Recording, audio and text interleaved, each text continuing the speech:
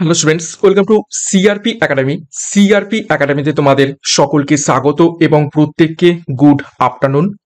আমরা upcoming West Bengal police এবং Kolkata police constable সাথে WBSSC গ্রুপ সি পরীক্ষাকে লক্ষ্য করে দুপুর 12টা থেকে ইংরাজির প্র্যাকটিস সেট করছিলাম, কিন্তু একটু অসুবিধার জন্য আমি ক্লাসটা রেগুলার নিয়ে আসতে পারছিলাম না, তার জন্য আমি সরি। তো আজকে থেকে আবারও আমি তোমাদের ইংরেজি ক্লাসটা নিয়ে আসছি, কেননা সামনেই আর হাতে খুব বেশি সময় নেই। তোমাদের কনস্টেবল পরীক্ষা এই নভেম্বর মাসের একদম শেষেই রয়েছে। তো এই কটা দিন খুব ভালোভাবে আমরা ইংরেজি ক্লাস করব এবং ইংরাজিরও আমি ম্যারাথন ক্লাস তোমাদের জন্য খুব তাড়াতাড়ি নিয়ে আসব। তো আজকে আমরা প্র্যাকটিস সেট নাম্বার 3 করব। লাস্ট 2 নম্বর প্র্যাকটিস সেট হয়েছিল, তো তারপরে আমরা 3 নম্বর প্র্যাকটিস সেট করব এবং গুরুত্বপূর্ণ 20টি প্রশ্ন উত্তর আজ ক্লাসে দেখে নেব। তো পরীক্ষার সেরা প্রস্তুতি এবং গাইডেন্স তোমরা সিআরপি একাডেমির তত্ত্বাবধানে পাচ্ছ। তো চ্যানেলে নতুন হয়ে থাকলে চ্যানেলটিকে সাবস্ক্রাইব করো, পাশের বেল আইকনটা প্রেস করে রাখো, সাথে টেলিগ্রামে যুক্ত হয়ে যাও। দেখো, 1 নম্বর প্রশ্ন, choose the correct synonym of the word. একটা শব্দ দেওয়া হয়েছে, সেই শব্দের সমার্থক শব্দ তোমাদের খুঁজে বের করতে হবে। শব্দটা কি দেখো, শব্দটা হলো ইনট্রান্সিজেন্ট। একদম পরীক্ষার মতো করে, পরীক্ষাতে যে ধরনের, যে স্ট্যান্ডার্ডের, যে প্যাটার্নের প্রশ্ন আসে, সেই ধরনের সেই টপিক থেকে সেই স্ট্যান্ডার্ডের প্রশ্ন উত্তরে নিয়ে আসছি। তো প্রত্যেকদিন ফলো করবে ক্লাসগুলো। তো ইনট্রান্সিজেন্ট এই শব্দটার সমার্থক শব্দ কি হবে? তো ইনট্রান্সিজেন্ট শব্দটার আগে অর্থ জানতে হবে আমাদের। বাংলা অর্থ হচ্ছে আপোষহীন। আপোষহীন, যিনি কারোর সাথে কোনো কিছু আপোষ করেন না। 4টে অপশন। ফ্লেক্সিবল, ফ্লেক্সিবল মানে হচ্ছে নমনীয়। ওকে, তারপর দেখো আনকম্প্রোমাইজিং। আনকম্প্রোমাইজিং কথাটির অর্থ হচ্ছে আপোষহীন, কারোর সাথে কম্প্রোমাইজ করবে না। তারপর দেখো কমপ্লিয়েন্ট, কমপ্লিয়েন্ট মানে হচ্ছে অনুগত। আর এলডিং মানে হচ্ছে ফলন। তো আশা করি উত্তর পেয়ে গেছো, যেহেতু সিনোনিম, তো সঠিক উত্তর হবে অপশন বি, আনকম্প্রোমাইজিং। নেক্সট 2 নম্বর প্রশ্ন দেখো, identify the part of speech for underline word. একটা সেন্টেন্স দেওয়া হয়েছে, সেই সেন্টেন্সের একটা শব্দকে আন্ডারলাইন করে দেওয়া হয়েছে। সেই আন্ডারলাইন শব্দটা কোন পার্টস অফ স্পিচের মধ্যে পড়ছে তোমাদের খুঁজে বের করতে হবে। দেখো সেন্টেন্সটা, the audience applauded enthusiastically. The audience applauded enthusiastically. যদি শুধু এই অ্যাপ্লাউডেড পর্যন্ত থাকতো তাহলে কি হতো? অডিয়েন্স খুব প্রশংসা করলো, কিন্তু সাথে আমরা কি যোগ করেছি? এথুস্টিক্যালি। এথুস্টিক্যালি মানে কি? খুব উৎসাহের সাথে প্রশংসা করলো। তার মানে প্রশংসা করাটাকে আরো কি করছে? উৎসাহিত করে দিচ্ছে। অর্থাৎ এই এথুস্টিক্যালি এই অ্যাপ্লাউডটাকে কি করছে? আরো বেশি জোর দিচ্ছে। তার মানে ভার্ব, অ্যাপ্লাউড হচ্ছে কি? ভার্ব। ভার্বকে যে শব্দ জোর দেয় তাকে আমরা কি বলি? সেটাকে বলে থাকি অ্যাডভার্ব। তো সঠিক উত্তর এখান থেকে হয়ে যাবে অপশন বি, অ্যাডভার্ব। তাহলে এথুস্টিক্যালি কি হয়ে যাবে? এটা হয়ে যাবে অ্যাডভার্ব। নেক্সট 3 নম্বর প্রশ্ন, select the correctly spelled word. সঠিক বানান নিচের কোনটি করে দেওয়া রয়েছে খুঁজে বের করতে বলা হয়েছে। শব্দটা হচ্ছে ইন্ডিপেন্ডেন্স। তো খুঁজে বের করো কোনটা সঠিক স্পেলিং করে দেওয়া রয়েছে।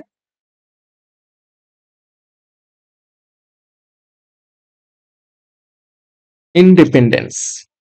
তো সঠিক উত্তর হয়ে যাবে দেখো অপশন সি। উচ্চারণটা কি হবে? ইন ডে পেন ডেন্স, যার অর্থ কি? স্বাধীনতা। নেক্সট 4 নম্বর প্রশ্ন দেখো, choose the correct antonym for the word. বিপরীত শব্দ খুঁজে বের করতে বলা হয়েছে, যে শব্দটা দেওয়া রয়েছে সেটির। শব্দটা হলো অবসকিউর। অবসকিউর শব্দের বিপরীত শব্দ তোমরা খুঁজে বের করো। অবসকিউর শব্দের অর্থ কি? অস্পষ্ট বা আবছা। 4টে অপশন রয়েছে দেখো, ভগ। ভগ মানে হচ্ছে অস্পষ্ট। ক্লিয়ার মানে হচ্ছে কি? পরিষ্কার।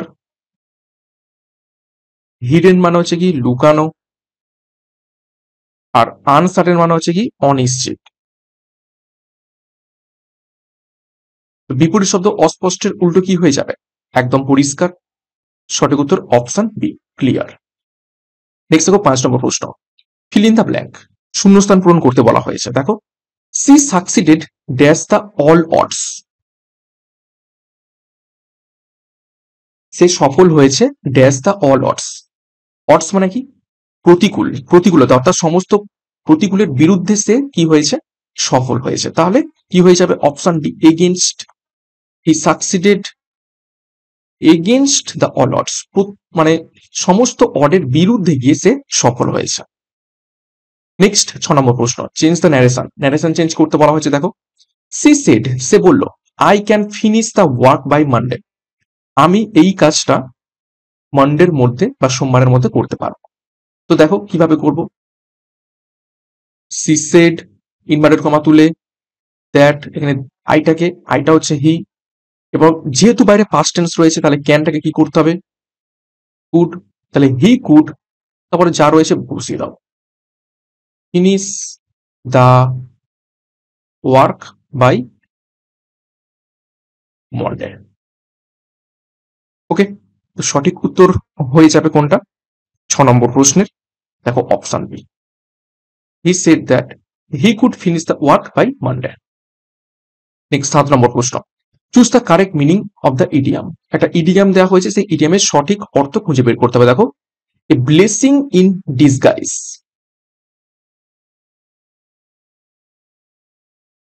এ ব্লেসিং ইন ডিসগাইজ অর্থাৎ খারাপ সিচুয়েশনে আশীর্বাদ পাওয়া। এই ব্লেসিং ইন ডিসগাইজ বলতে বোঝাচ্ছে খারাপ সিচুয়েশনে আশীর্বাদ পাওয়া। তো 4টে অপশন দেখো, an apparent misfortune that eventually has good result, অর্থাৎ মানে কি বলবো, আপাত দৃষ্টিতে দেখতে গেলে কোন একটা দুর্ভাগ্য হঠাৎ করে ভালো রেজাল্ট দেয়। নাকি option B, a well known secret, খুব হচ্ছে গোপনীয় কোনো তথ্য জানা। নাকি option C, a blessing that is hidden, এমন একটা আশীর্বাদ যেটা লুকানো ছিল। নাকি option D, a visible benefit, একটা উপকার পাওয়া। তো 4টে অপশনের মধ্যে কি হবে? তো দেখো, এই ব্লেসিং ইন ডিসগাইজ মানে হচ্ছে খারাপ সময়ে আশীর্বাদ পাওয়ার মানেই হচ্ছে অপশন এ, অর্থাৎ অ্যান অ্যাপারেন্ট মিসফরচুন, অর্থাৎ আপাত দৃষ্টিতে দেখতে গেলে একটা দুর্ভাগ্য, that eventually has good result, যার রেজাল্টটা কিন্তু আমার পক্ষে ভালো চলে এসেছে। অর্থাৎ দুর্ভাগ্য মনে হচ্ছিল প্রথমে, কিন্তু শেষে গিয়ে দেখলাম যে না, এটা আমার জন্য ভালোই হয়েছে। তো সেই রকম ক্ষেত্রে বলা হয়ে থাকে এ ব্লেসিং ইন ডিসগাইজ। নেক্সট 8 নম্বর প্রশ্ন, identify the correct passive voice, একটা ভয়েস চেঞ্জ করতে বলা হয়েছে, অ্যাক্টিভ থেকে প্যাসিভে করতে হবে, এবং এই নিয়ম আমি শিখিয়েছি, একদম করে ফেলো। দেখো সেন্টেন্সটাকে দেখার চেষ্টা করো কিসে রয়েছে। They are building a new bridge, they are building a new bridge, একদম ইজি। তাহলে কি করে করব? এ নিউ ব্রিজ ইজ, যেহেতু এটা প্রেজেন্ট কন্টিনিউয়াস, তাহলে বিং শব্দ নিয়ে আসবো, বিং, তারপর হবে কি বিল্ট, ভার্বের V three, built by them. তাহলে কোনটা হলো উত্তর? দেখো 8 নম্বর প্রশ্নের সঠিক উত্তর হয়ে যাবে, দেখো option B, a new bridge is being built by them. Next 9 নম্বর প্রশ্ন, select the word which means the same as, সমার্থক শব্দ খুঁজে বের করতে বলা হয়েছে। শব্দটা হচ্ছে কি? দেখো, ইমফিমেরাল, ইমফিমেরাল শব্দটার সমার্থক শব্দ তোমরা খুঁজে বের করো। তো ইমফিমেরাল কথাটির অর্থ কি? ক্ষণস্থায়ী বা ক্ষণিক। তো 4টে অপশন রয়েছে, ইটারনাল, ইটারনাল মানে হচ্ছে চিরন্তন। তাও দেখো, মোমেন্টারি, মোমেন্টারি মানে হচ্ছে কি? ক্ষণস্থায়ী। এন্ডলেস, এন্ডলেস মানে হচ্ছে অন্তহীন। আর টাইমলেস মানে হচ্ছে কি? কালজয়ী। তো অবশ্যই সঠিক উত্তর হয়ে যাবে অপশন বি, মোমেন্টারি বা এমফিমেরাল, দুটোরই একে অপরের সিনোনিম। নেক্সট 10 নম্বর প্রশ্ন, দেখো কি বলছে, correct the sentence if needed, সেন্টেন্সটাকে ঠিক করতে হবে যদি প্রয়োজন হয়। তো দেখো শব্দ মানে সেন্টেন্সটা পড়া যাক, neither of two brothers have a car, দুই ভাইয়ের মধ্যে কারোরই গাড়ি নেই। এই নিয়ম আমি শিখিয়েছি তোমাদের। Neither of two brothers have a car, আমি বলেছিলাম যে যখন এই যে নাইদার কথা আসবে, নাইদার আইদার, এইগুলো সবই কি হয়, সরি কেটে গেল, নাইদার,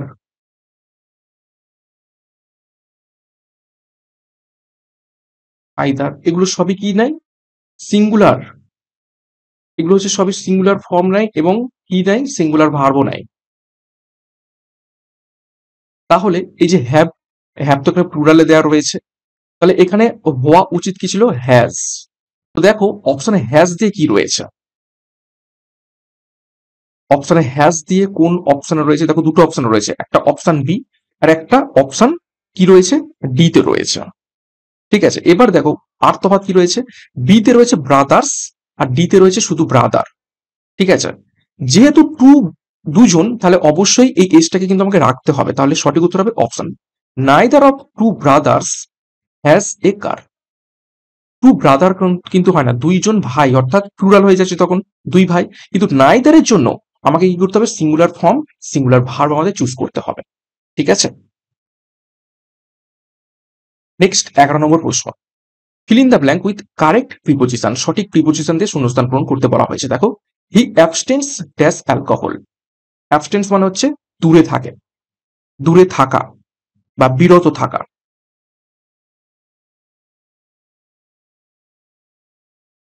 সঠিক উত্তর হয়ে যাবে চারটে option, from, in, of, with.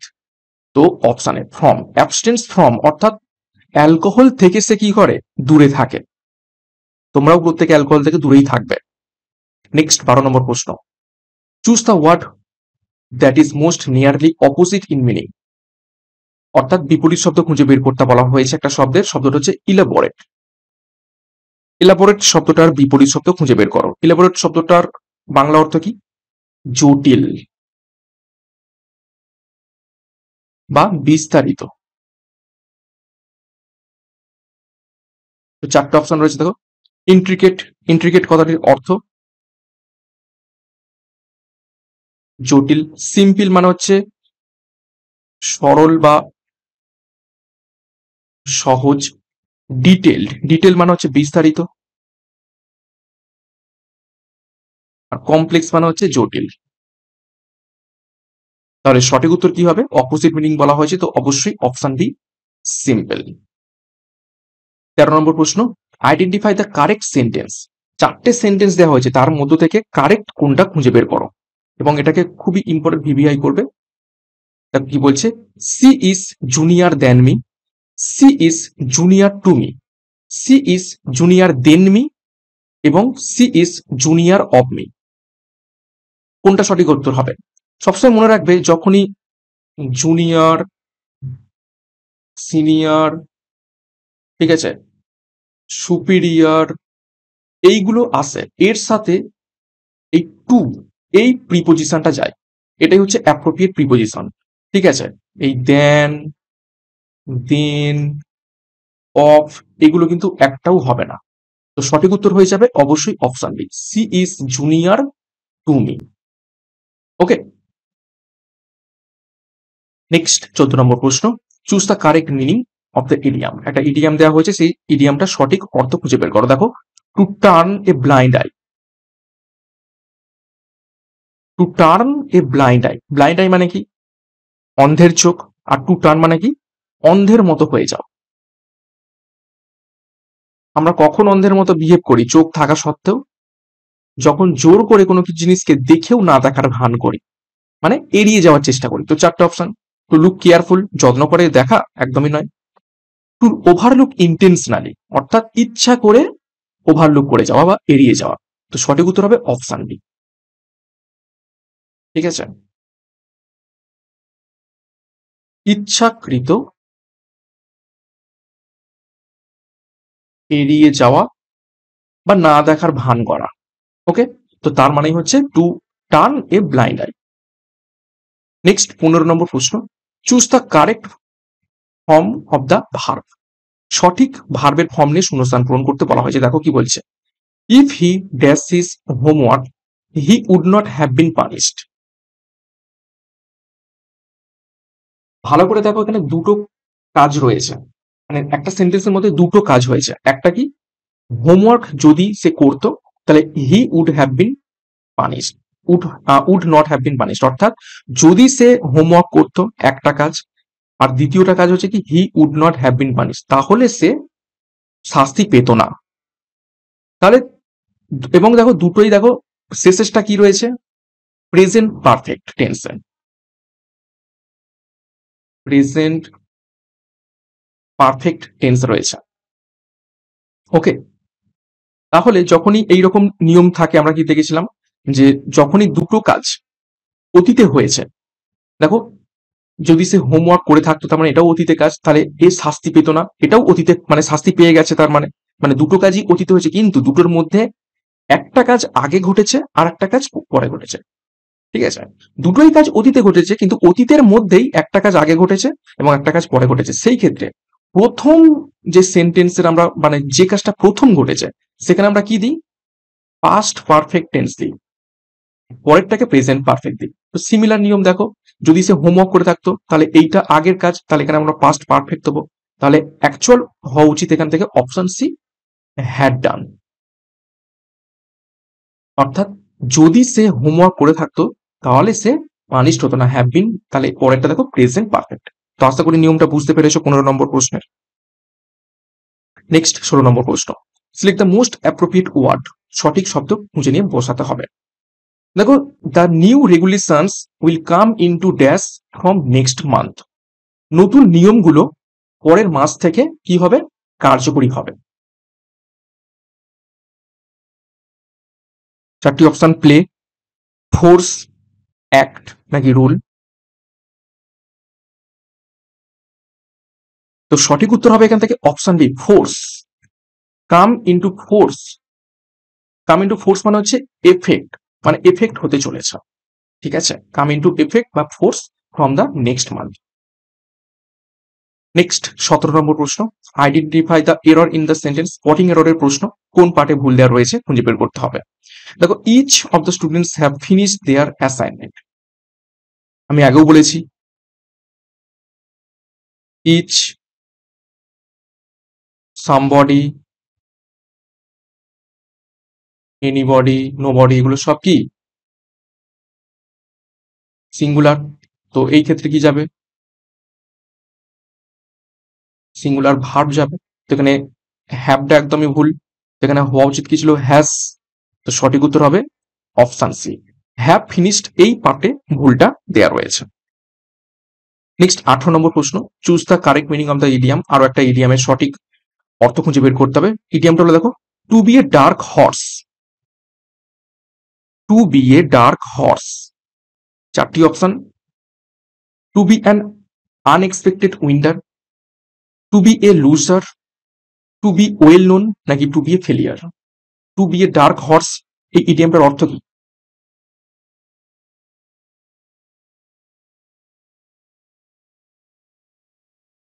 তো সঠিক উত্তর হবে option A, to be an unexpected winner. ঠিক আছে, অর্থাৎ একদম আনএক্সপেক্টেড উইনার, কেউ প্রত্যাশা করবে না যে তুমি জয়লাভ করবে, কিন্তু শেষে তুমি জয়লাভ করবে। তো ডার্ক হর্স মানে হচ্ছে কালো ঘোড়াদের উপর অনেকেই মানে এগুলো হচ্ছে ইডিয়াম, তো বাগধারা, সকলেই কি হতো, সাদা ঘোড়ার উপর বাজি ধরতো, কিন্তু শেষে কি দেখা গেল কোন একটা কালো ঘোড়া জিতে গেছে। তার মানে সেইটাই বোঝানো চাইছে যে সকলেই তোমাকে ভাববে যে তুমি জিততে পারবে না, কিন্তু শেষে আনএক্সপেক্টেড ভাবে, অপ্রত্যাশিত ভাবে তুমিই জিতে যাবে। তো ওই জন্য বলছে কালো ঘোড়া হও, সকলেই বাজি ধরবে সাদা ঘোড়ার ওপর, কিন্তু কালো ঘোড়া শেষ পর্যন্ত জিতে যাবে। ওকে, নেক্সট 19 নম্বর প্রশ্ন, ফিল ইন দ্য ব্ল্যাঙ্ক, সঠিক শূন্যস্থান পূরণ করতে হবে। সঠিক শব্দ দেখো, I could not here what he was saying that all the noise.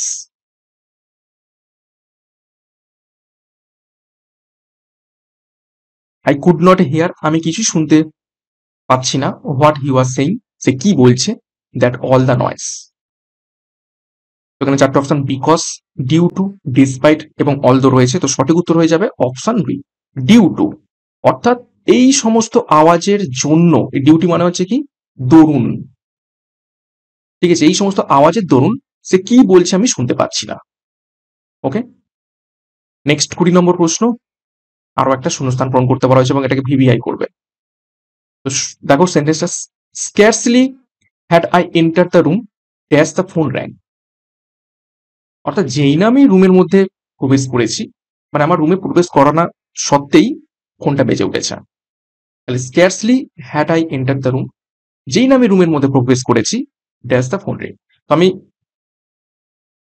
বলেছিলাম হয়তো, বা তোমরা নিয়মটা লিখে দাও, সবসময় এই যে স্ক্যারসলি যে শব্দটা থাকবে এইটার সাথে সবসময় যাবে কি হোয়েন, এই শব্দটাকে একদম মাথায় ঢুকিয়ে নাও। স্ক্যারসলির সাথে চলে যাবে হোয়েন। তো সঠিক উত্তর হবে option B, when the phone rang. Okay, তো এই ছিল 20টা প্রশ্ন উত্তর। 20-র মধ্যে কার কত স্কোর হয়েছে কমেন্ট বক্সে কমেন্ট করবে, এবং কিছু ইম্পর্টেন্ট নিয়মও আমরা শেখার চেষ্টা করলাম। এবং প্রত্যেক দিন তোমরা দুপুর 12টা থেকে ক্লাসগুলো ফলো করে থাকো। অল্প সময়ে আমরা 20টা করে প্রশ্ন উত্তর প্র্যাকটিস করছি, সাথে নিয়ম শিখছি, গ্রামাটিক্যাল রুলস, এবং এইভাবে শিখতে শিখতে প্র্যাকটিসটা হবে।